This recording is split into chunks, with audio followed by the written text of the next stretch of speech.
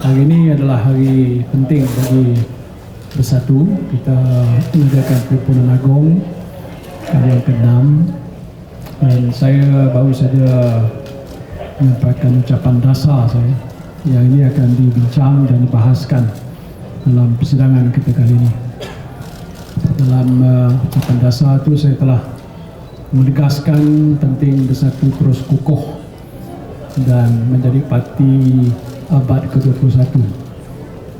Saya telah menjelaskan isu-isu pokok yang menjadi perhatian rakyat, khususnya orang Melayu di negara kita. Apa yang isu yang sedang mereka hadapi saya telah utarakan di dalam ucapan dasar saya tadi. Dan di sebalik itu saya telah mengumumkan bahawa saya tidak akan menawarkan diri untuk bertanding bagi jawatan Presiden yang akan diadakan tahun hadapan. Sekarang ini keputusan parti telah menangguhkan 18 bulan mulai pada kali ini, dan saya berpendapat eloklah proses pemilihan parti itu dapat diadakan pada tahun depan.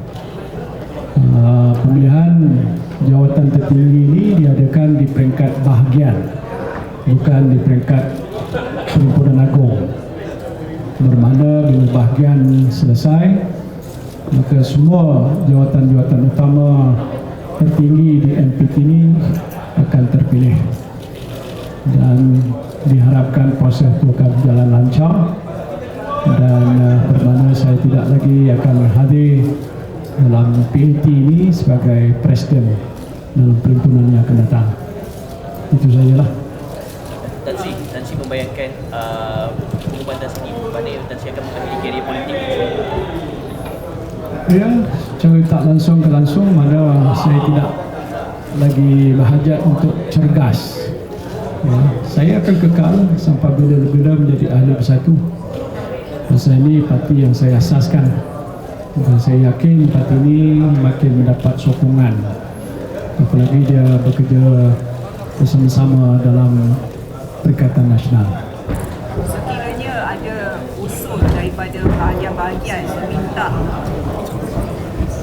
ya, sekiranya ada usul daripada bahagian-bahagian di bawah yang meminta Tan Sri untuk kembali sebagai Presiden ataupun memegang jawatan yang tertinggi, adakah Tan Sri bersedia mendengar keluhan daripada bawah? Saya dah meneliti panjang. Saya pun bukan saja dalam Bersatu, dalam politik dah lama dah. Lebih 50 tahun. 76 usia saya sekarang. Masih boleh berfikir berdiri dalam jalan tanpa bertongkat. Tapi saya mengambil satu sikap bahawa kewujudan sesebuah parti macam ini tidak harus hanya bergantung kepada seseorang seperti saya. Kita mempunyai ramai tokoh-tokoh pemimpin politik dalam Bersatu yang berkaliber. Mungkin ada berkata tak sama dengan saya, memang nama pun berbeza, usia berlainan. Tapi kalau mereka diberikan peluang untuk merajui parti dan insya-Allah kerajaan, saya yakin mereka boleh buat. Jadi kalau ada pun usul ke cadangan ke apa, itu biasalah. Saya ucap terima kasih. Tapi apa yang telah pun saya umumkan itu satu keputusan yang saya akan kata pegang lah. Pengumuman Tan Sri ni akan dirundingkan ke PAS juga ke? Ya. Pengumuman Tan Sri ni akan dirundingkan ke PAS juga ke? Dia tak ada nak runding. Apa nak runding? Dia, tadi ada wakil PAS tadi dah dengar. Dia tahu lah saya dah umumkan kat sini. Akan sampai satu peringkat saya akan menyerahkan jawatan pengurusi Perikatan Nasional. That I will leave it to the Supreme Council of Perikatan Nasional to decide. Tan Sri, pada pandangan Tan Sri, siapa yang selayaknya mungkin diangkat sebagai Presiden yang akan datang? Ya, main di depan ni. Di dalam tadi pun ada lagi.